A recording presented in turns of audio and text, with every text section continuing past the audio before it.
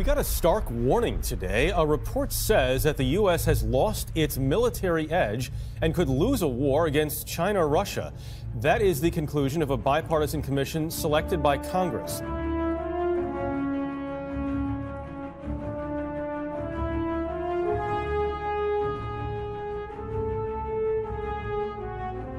So explain, how do we get to this stage, Michael? Really two main developments, one abroad and then one at home. The one abroad is that our main competitors, and we're really talking about China and Russia here, have for some time been investing in fighting a conventional war while we've been mired in 17 years of counterterrorism, counterinsurgency, non-conventional war. So we have not kept up. The other is a development here at home, which is the Budget Control Act of 2011, sequestration, which significantly cut defense spending, and put those two things together, and they've brought us to this place. President Trump meeting with the wife of U.S. recognized Venezuelan President Juan Guaido at the White House. This is tensions, violence, poverty, and a 91% blackout blanket the socialist country. Trump today told Russia in no uncertain terms, back off of Venezuela. Watch. Mr. President, what sort of complications does the Russian involvement now pose? Russia has to get out. What's your next question? You just said Russia needs to get out. Have you in any way communicated that through Mr. Bolton or through your representative at the United Nations? They know very well. They know very well. General, 5 words. Russia has to get out. I love it. The eloquence is wonderful. But what was missing was the or else. Or else what? What I think is happening here is the Russians are buoyed by the successful Syrian intervention by their military to prop up the Assad regime. But what is stunning is this is the Western Hemisphere. This is South America. This is our backyard.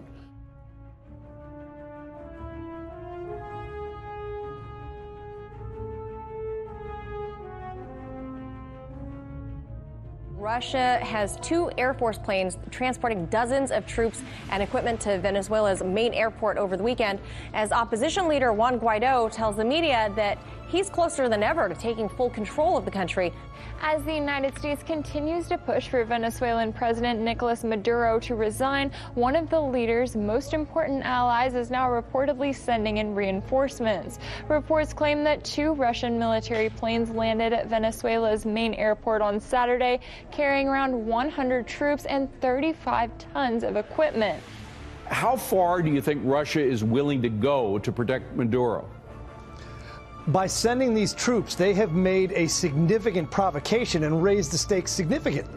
I mean, at this point, the U.S. has already recognized Juan Guaido as the rightful leader of Venezuela. So Russia coming in now and going against the will, as was mentioned, of 60 countries that support Guaido is a bad thing. And we should keep in mind, this is not the only place that U.S. and Russian troops could potentially be on the ground together. In Syria, they are. Right. And there was a group of 200 Russian mercenaries that decided to try and take a U.S. base out in Syria. It didn't work out too well. No, they got returned to their component molecules. So I think Putin should keep that in mind.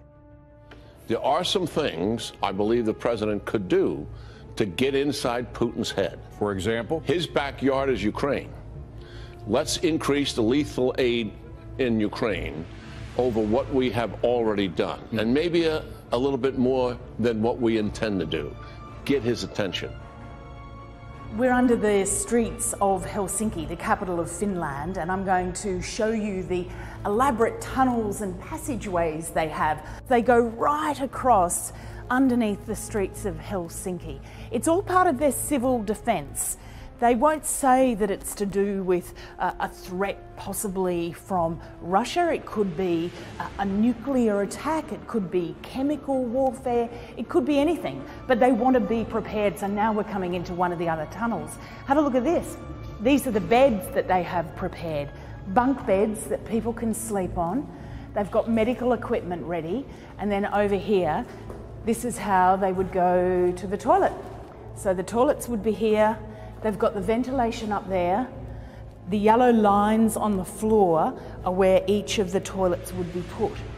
And have a look at that tunnel there behind me. So you can imagine this runs all the way. If we kept following this, you would keep coming into some of those public areas that could be sporting fields or swimming pools, areas that can be easily turned into some kind of shelter for the people of Helsinki. They could fit 700,000 people in here. That's more than the entire population if they have to. And although they share this massive border with Russia, and there is this question about whether Russia is a threat to Finland, they say they're taking into consideration any worst case scenario. They're ready for it.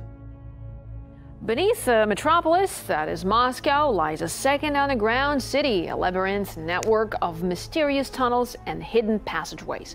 The complex extends kilometers underground, creating a rabbit warren below the streets, jam-packed with people and cars.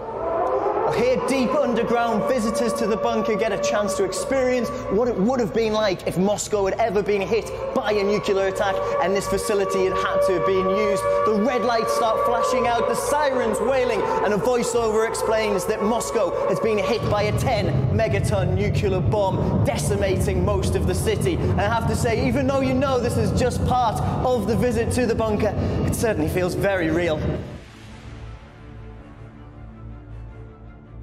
Russia's capital has one of the most developed subway systems in the world, but these people say that there are many abandoned stations and secret tunnels still hidden from the public. And this is just the tip of the iceberg. They claim that there are from 6 to 12 layers in Moscow's underground to explore. One of the most famous secrets, or just rumors, is the private subway that Soviet leader Joseph Stalin built, which reportedly runs to different locations, including Kremlin, and stretching far beyond Moscow.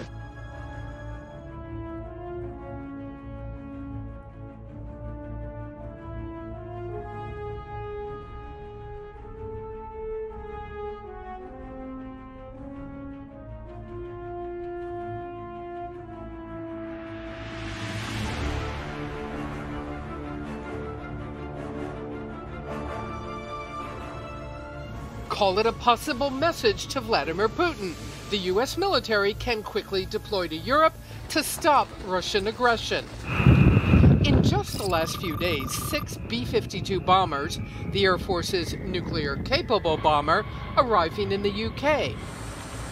1,500 army troops suddenly in Europe on short notice. Tonight, new signs the Kremlin might be moving nuclear-capable forces to its bases right on NATO's doorstep. Just as Russia celebrates 5 years since the annexation of Crimea, Moscow confirming it recently flew Tu-22 M3 bombers over the Black Sea. 2 lawmakers claiming the planes are now based there.